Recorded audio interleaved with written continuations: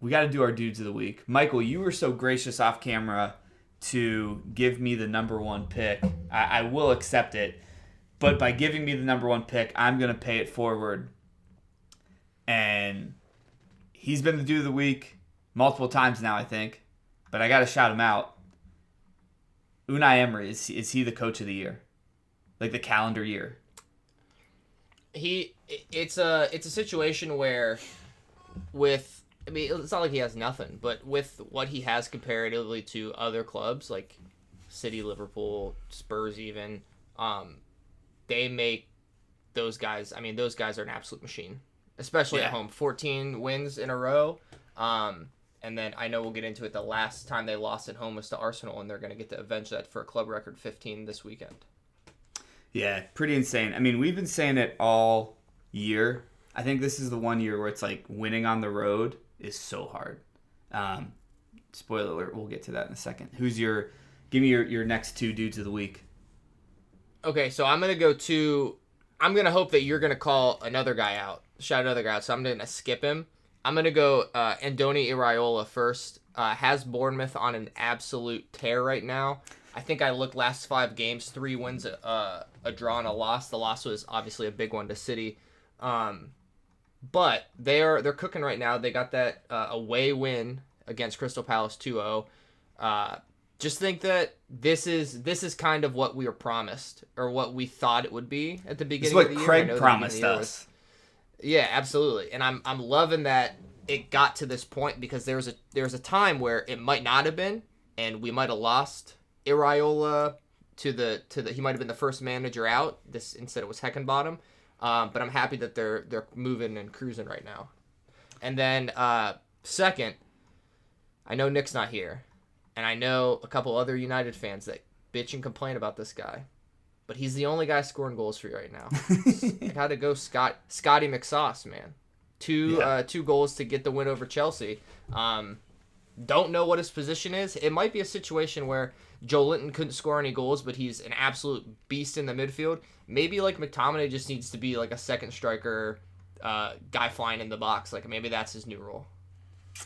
Yeah, I was listening to a podcast earlier this morning, and they really tried hard to make his nickname McTomapele, and it sounded better when that person said it than how I just said it, but I still kind of gave it a 3 out of 10.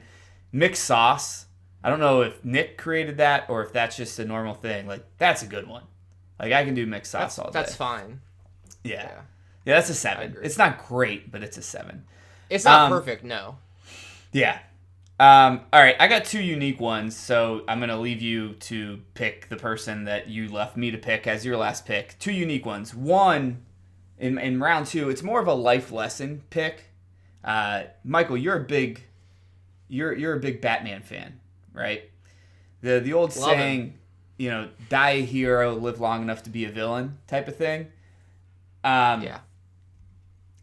I just want to put the alert out to big boy Roy Hodgson. We're not looking good, buddy. It might be time to step away again. It's not a good look to tell your fans that they're spoiled after you lose. I'm just saying, like, just general. I didn't know he did that. Yeah, I was gonna bring it up later, but just general advice. Maybe the time that the bell is tolled for our guy here. Let's just move on. We always say that, though.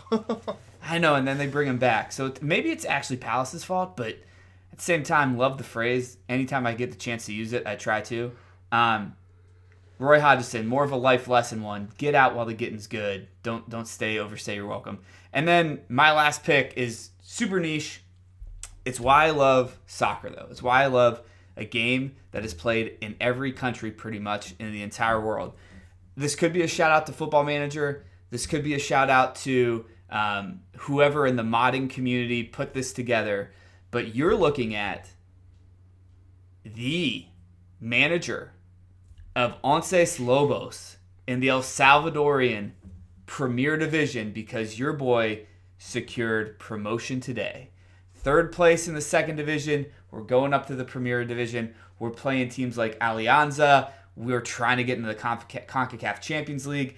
I just signed this 18-year-old striker El Salvadorian striker named Jesus Quintanilla, and he looks like a beast. I think that we're going to get mid-table this season. I can keep you guys updated throughout the season if you would like, but I'm hoping mid-table this year, maybe CONCACAF Champions League spots next year, and then don't tell them this, but I'm trying to hightail maybe the South America or Europe right afterwards. So big shout out to me. Antes Lobos.